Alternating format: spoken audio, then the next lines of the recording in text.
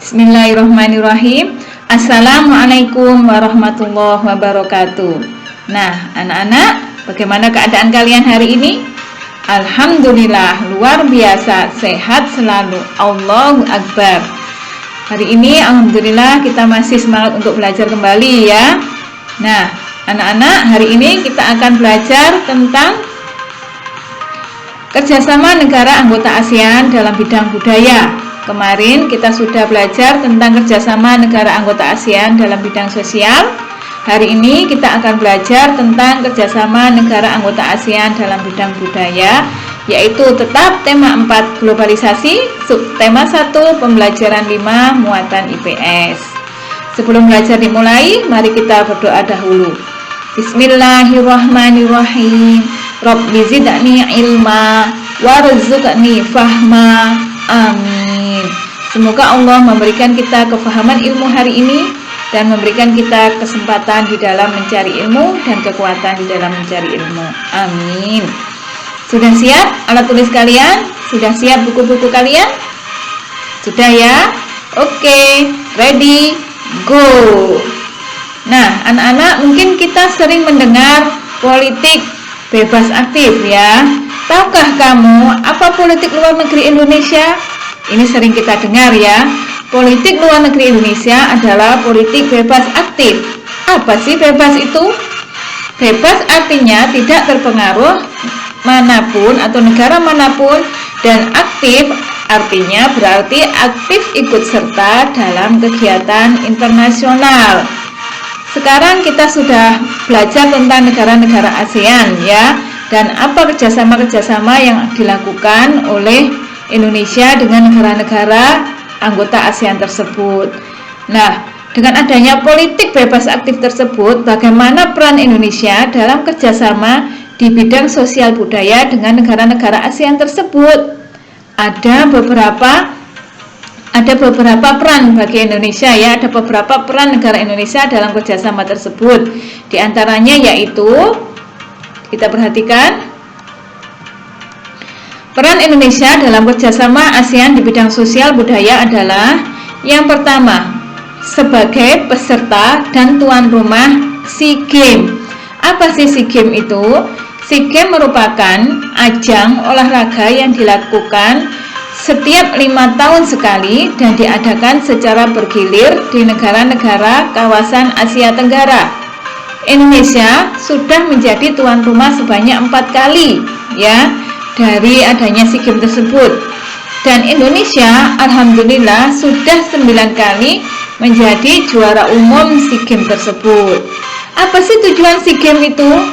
Tujuan dari SEA Games yaitu mempererat persaudaraan dan solidaritas negara-negara di kawasan Asia Tenggara. Selanjutnya, peran yang kedua adalah sebagai peserta dan tuan rumah kompetisi ilmu pengetahuan. Apa maksudnya? Kita perhatikan, Indonesia berperan dalam kompetisi ilmu pengetahuan atau ikut serta dalam kompetisi ilmu pengetahuan tersebut. Kompetisi ini diikuti oleh putra-putri terbaik Indonesia. Kompetisi ilmu pengetahuan yang biasanya dilombakan berupa Olimpiade Matematika dan IPA. Tujuannya untuk apa? Tujuannya yaitu untuk meningkatkan persaingan para generasi muda agar terus berprestasi membanggakan bangsanya. Paham ya? Selanjutnya, peran yang ketiga adalah aktif dalam program pertukaran pelajar. Program pertukaran pelajar itu adalah kegiatan pertukaran yang dilakukan dua negara atau lebih dalam kurun waktu tertentu, yaitu pertukaran antar pelajarnya yang dikirim. Para pelajar tersebut mendapat beasiswa untuk belajar di negara yang bekerja sama dalam program pertukaran ini. Lalu apa manfaatnya? Manfaat kegiatan ini adalah agar pelajar dari Indonesia belajar dari negara lain dan ilmunya disebarluaskan kepada pelajar lain saat kembali ke tanah air. Semoga kalian menjadi salah satu dari pelajar tersebut ya. Siapa tahu nanti di antara kalian atau semuanya dari kelas 6 ini dikirim ke luar negeri sebagai anggota pertukaran pelajar ya. Amin, amin. Semoga semuanya berprestasi. Amin. Sedangkan yang keempat adalah aktif dalam misi kebudayaan ASEAN.